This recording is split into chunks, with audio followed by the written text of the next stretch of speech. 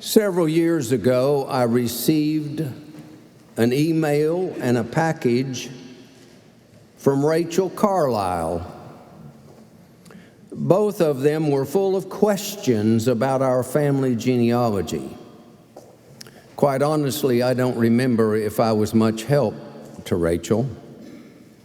Rachel lived in Iowa.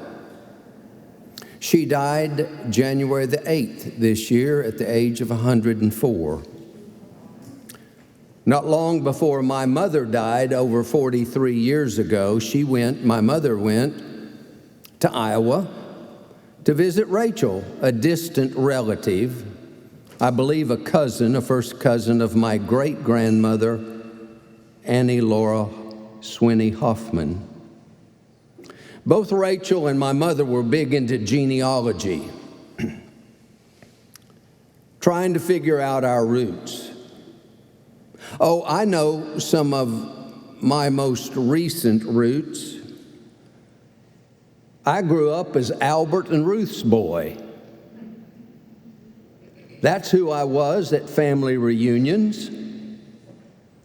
At those reunions, old women, women whose ages I now gauge to be about 30 to 35, would want to hug me and kiss me and say, "Oh, are you Ruth's boy?" You know, I was every single year.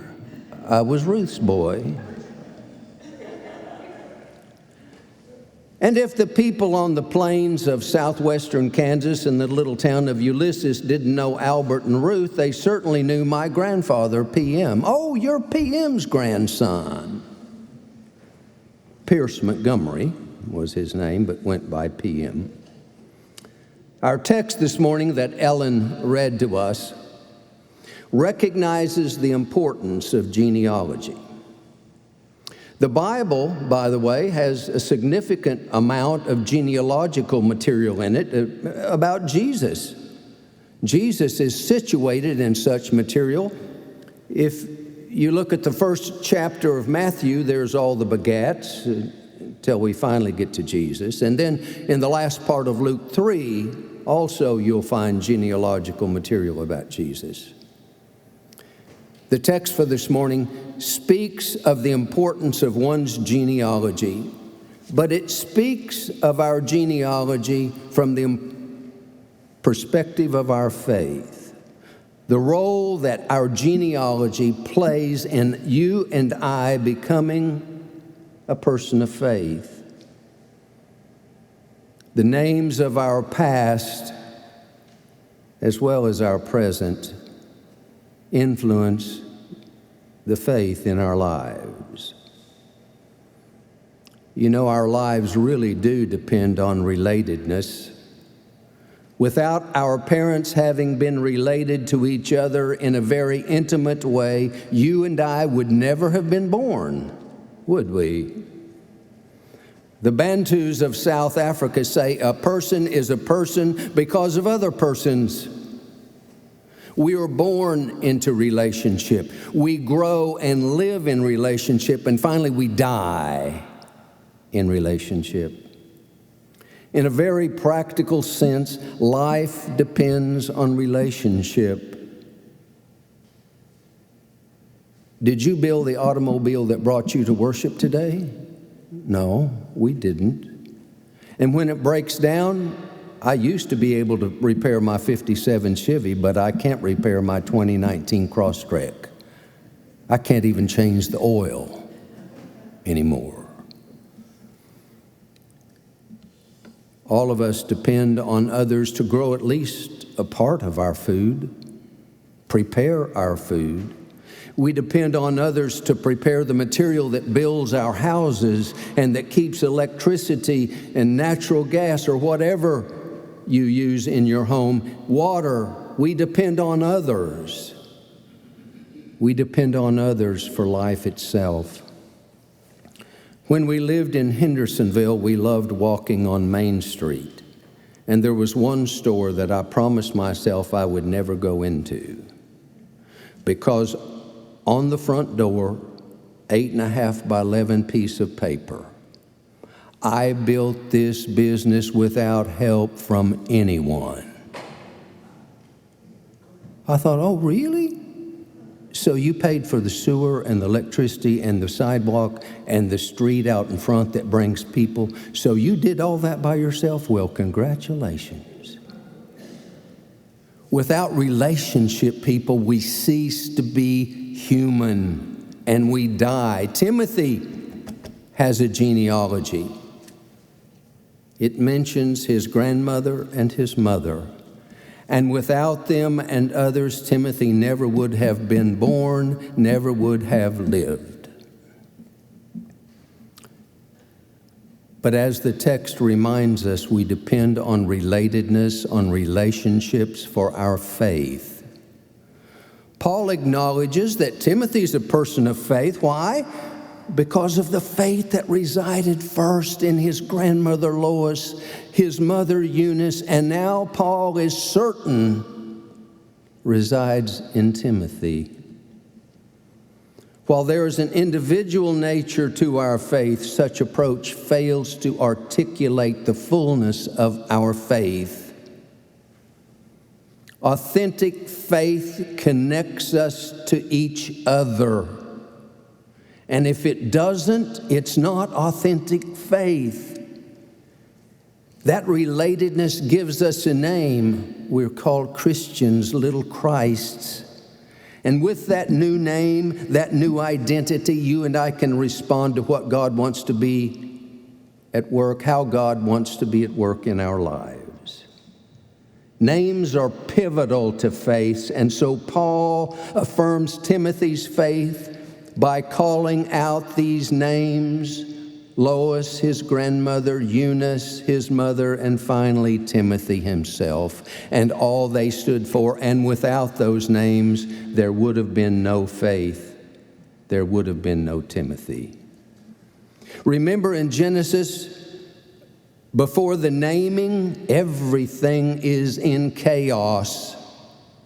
Names are important to our faith, for they help us remember, recall, and reappropriate for ourselves the faith of our forefathers and foremothers, which must become our faith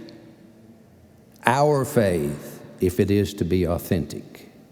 We can't borrow faith from others. I think I've told this story to some of you, but I'll never forget, after being gone for 3 or 4 years, I'd left as being their associate pastor in Liberty, Missouri, to go and be a pastor in Fayetteville, Arkansas. I came back to Second Baptist Church, which at the time averaged about 500 in worship. Like I said, I'd been gone for 3 or 4 years, came back to preach.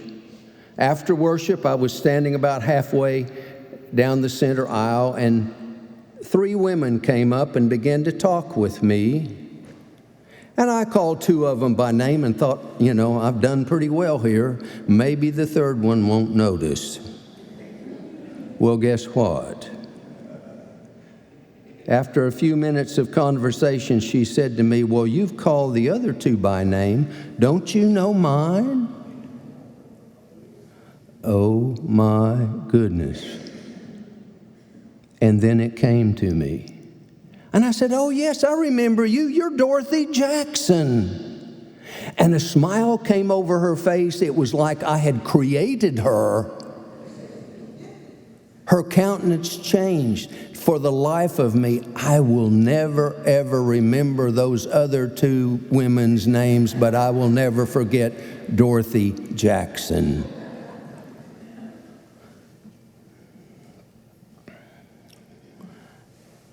What are the names in your past that have given you life? You remember what Carlisle Marney called them, don't you? He called them balcony people. The book of Hebrews calls them a great cloud of witnesses. Not your physical life, but your spiritual life.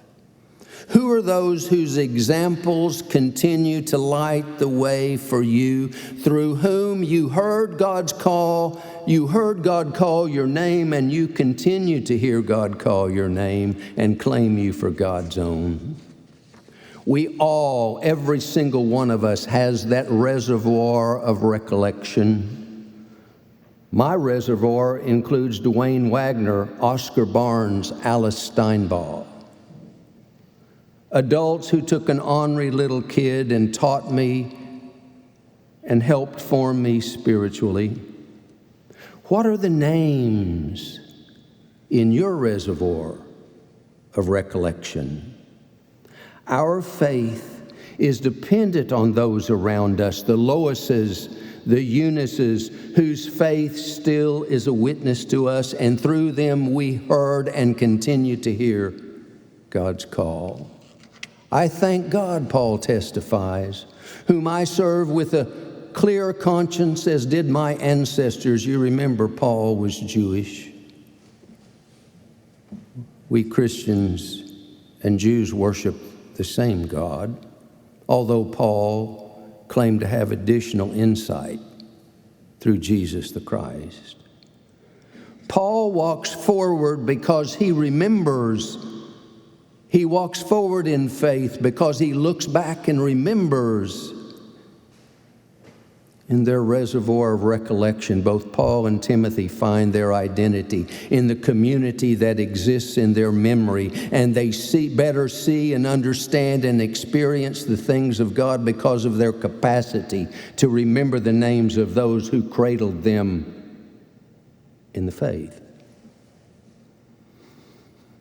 The results of this, according to Paul in the text, is that it will help us stir up the gift of God within us. We will not be timid, but have the spirit of power, love, and self-discipline. Those are things that our world is dying for, wishing for, hoping for. Love, self-discipline. It goes against the prevailing culture to love, to love. But if we hear that, we can live bravely in a culture that openly doubts our faith because of our reservoir of recollection. We have a foundation. Yes, our lives are dependent on relationship. It all comes down to the names and our genealogy that are the balcony people, the great cloud of witnesses. It all comes down to them. It may be your family of origin, but perhaps it isn't. Perhaps it isn't at all. Because you never were good enough. You never were smart enough. You never were right enough. And that love was always conditional on you being right, doing right, thinking right, acting right, living as they thought you should. So perhaps your reservoir of recollection, your balcony people, are some who are like family to you. They become family to you. Those who have loved you and accepted you in ways that your family of origin perhaps hasn't. Yesterday, as Gary and Fran and I were in the booth, a young man came up to us. He said, I grew up in a little town outside of Winston-Salem. I don't know the town. And he said, my home church told me I was going to hell. Told me I was a horrible person. And I wasn't going to stop here, but I want to tell you that I appreciate you. And I'm thankful for you. You see, there are people who need a reservoir of recollection. They need a great cloud of witnesses. Perhaps it's you, perhaps it's me. Fred Craddock, who taught at Candler School of Theology for many years, tells that after he retired, he was at worship one day, but had a speaking engagement that afternoon and had to get to that speaking engagement early in the afternoon. And the quickest way to get to his car was to go through the choir room. And there was Mary Williams. "I'm hanging it up," she said. Well, Fred said, "Well, I can see you're hanging up your robe." "No," she said, "I'm quitting the choir. I've had enough. I looked around this morning and finally said to myself what has haunted me for years." Well, what's that? Who cares?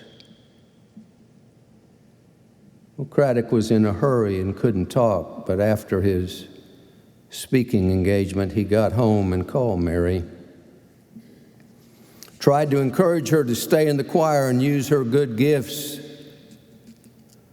"No, I'm quitting. I just sense nobody cares." You think nobody cares? That's right.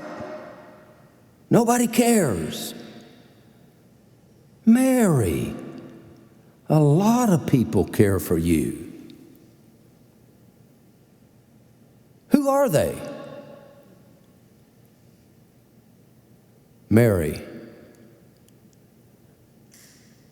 wants some names. She wants some names of those who care about her, who will stand by her in her woundedness, in her pain, and celebrate the good and grieve the bad. Mary wants some names. She wants to know who cares.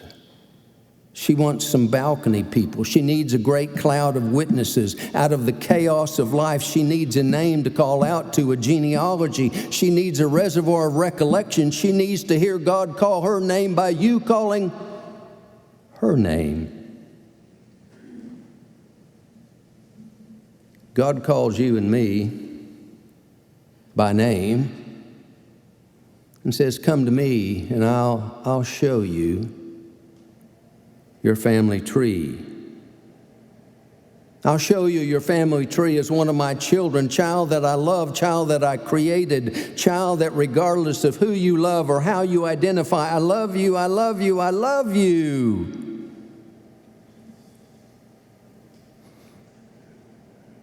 God is calling you by name. How will you respond? There was a young man yesterday at the festival. Thousands of others like him. They need names. And oh yes, Mary too. Mary needs some names. Mary needs some names.